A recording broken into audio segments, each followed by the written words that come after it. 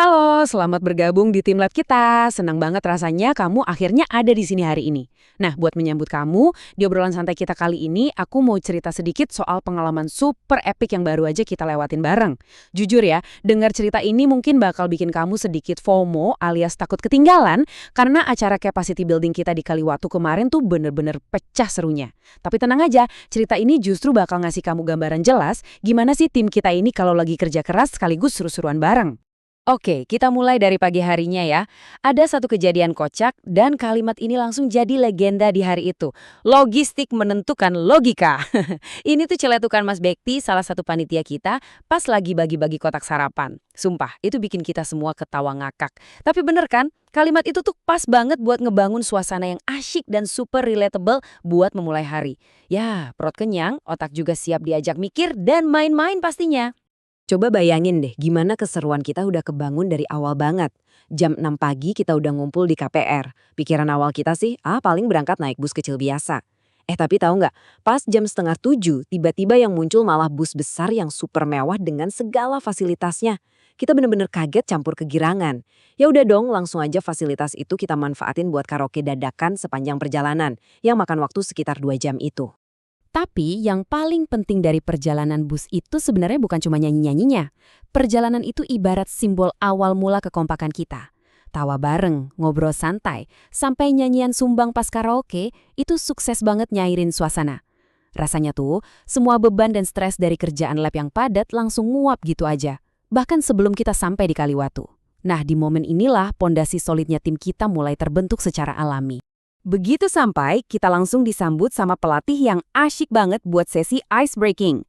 Ini tuh kontras banget sama keseharian kita di lab kan? Di lab kita biasa kerja teknis yang serba teliti, tegang, atau yang sering kita sebut spaneng. Tapi pas game kata Mbah Darmo dimulai, wah ampun deh. Bayangin aja, orang-orang dewasa yang biasanya super serius dan ngikutin prosedur, tiba-tiba jadi kebingungan, salah tingkah, dan bikin kesalahan-kesalahan konyol cuma gara-gara lupa dengar instruksi kata Mbah Darmo. Tawa kita benar-benar pecah di situ. Bisa bayangin gak sih betapa kacaunya kita saat itu? Tapi kacau yang bikin seneng banget pastinya. Nah, setelah suasana cair lewat game tadi, kita langsung dibagi jadi 3 kelompok hewan. Ada kelompok burung, harimau, dan sapi. Yang bikin ngakak, masing-masing kelompok tuh punya gaya dan suara hewan yang unik banget. Pas instruktur manggil, wah suara auman harimau, kicauan burung, sampai lenguhan sapi langsung sahut-sahutan dengan hebohnya. Asli, seru banget. Kekacauan lucu itu terus berlanjut ke tantangan fisik dan strategi. Kita harus main cocokin warna bola, terus ngoper bola ke keranjang pakai alur tertentu. Tapi tahu nggak yang paling uji kesabaran? Pas kita harus ngeluarin bola dari keranjang cuma pakai batang bambu, dilanjut sama simulasi ngerakit ketapel raksasa buat ngelontarin bola sejauh mungkin.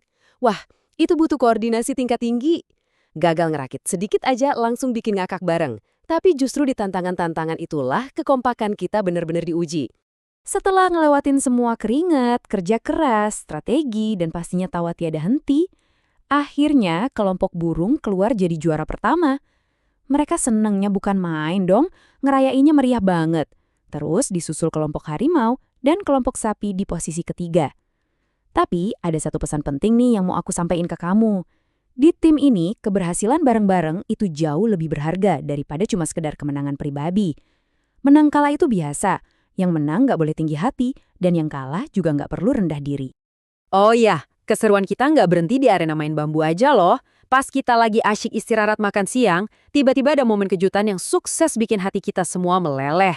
Kita ngadain perayaan ulang tahun dadakan yang super meriah. Nggak tanggung-tanggung, langsung buat 3 rekan kerja kita sekaligus. Selamat ulang tahun buat Pak Mar, Mbak Eni, dan Mbak Citra. Kejutan yang benar-benar nggak disangka ini sampai bikin beberapa dari kita nangis terharu saking bahagianya. Dari sini kelihatan kan, momen-momen kecil kayak ginilah yang justru bikin ikatan emosional kita makin kuat. Waktu makan siang kemarin bener-bener penuh kebahagiaan. Kita makan bareng, ngobrol hangat, ditambah lagi ada bingkisan manis dari Mbak Eni. Belum selesai sampai di situ, Pak Mul ngasih kejutan tambahan berupa pesta beladurian spesial. Nah, ini sedikit tips praktis buat kamu sebagai orang baru. Luangin deh waktunya buat nikmatin momen-momen hangat kayak gini bareng tim. Ini rahasia utamanya yang bikin suasana kantor kita selalu suportif dan asyik setiap harinya. Nah, ngomongin soal eksekusi kegiatan kemarin, ada satu pelajaran berharga yang bisa kita ambil. Terkadang nih, rencana udah disusun serapi mungkin di atas kertas. Tapi pas hari H, realita di lapangan seringkali beda. kurang rapi, dan banyak rintangan dadakan. Di momen kayak ginilah koordinasi dan komunikasi tim yang tanggap ambil kendali. Kita jadi sadar, biarpun rencana nggak berjalan mulus 100%, komunikasi yang terbuka antar anggota tuh bisa dengan gampang nyelamatin situasi dan nutup celah yang ada. Dan semua pengalaman tadi benar-benar ngerangkum satu filosofi kebanggaan kita, yaitu One Boat, One Goal, alias satu perahu, satu tujuan. Coba deh kamu bayangin, seluruh tim lab kita ini, termasuk kamu sekarang, ada di dalam satu perahu yang sama. Kita semua lagi mendayung bareng menuju titik tujuan yang persis sama. Supaya kita bisa sampai ke tujuan itu tanpa muter-muter nggak jelas atau malah tenggelam, setiap dari kita wajib banget punya ritme yang selaras. Terus, gimana sih cara kita nerapin analogi perahu ini ke kerjaan sehari-hari di lab? Gampang. Setiap teknisi, laboran, dan admin tuh ibarat pendayung yang perannya super penting. Pertama, kita harus sinkronin gerakan sesuai peran kita biar laju perahu seimbang. Kedua, komunikasi itu harga mati.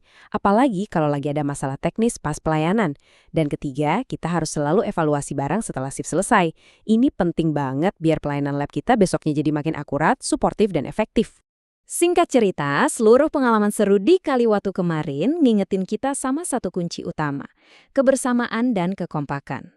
Lewat cerita ini, aku mewakili tim juga mau bilang betapa bersyukurnya kita bisa punya momen kebersamaan yang sukses ngelepas penat dari rutinitas harian. Acara kemarin itu bukan cuma soal main games, tapi bukti nyata kalau saling dukung antar sesama pendayung perahu itu adalah hal mutlak yang bikin tempat kerja kita ini nggak cuma sangat produktif, tapi juga penuh kebahagiaan. Jadi, sebagai penutup, aku punya satu pertanyaan khusus nih buat kamu. Setelah dengar betapa serunya pengalaman kita, dari ngakak pas game Mbah Darmo, kacaunya ngerakit ketapel, sampai dalamnya makna filosofis satu perahu satu tujuan, kamu udah siap belum mendayung keras bareng kita di petualangan dan tantangan berikutnya? Aku harap kamu bisa langsung bawa semangat filosofi ini dari hari pertama kamu kerja. Yuk kita buat perahu lab kita ini melaju kencang mencapai tujuan. Makasih udah dengerin cerita ini, dan sekali lagi, selamat bergabung di keluarga besar kita.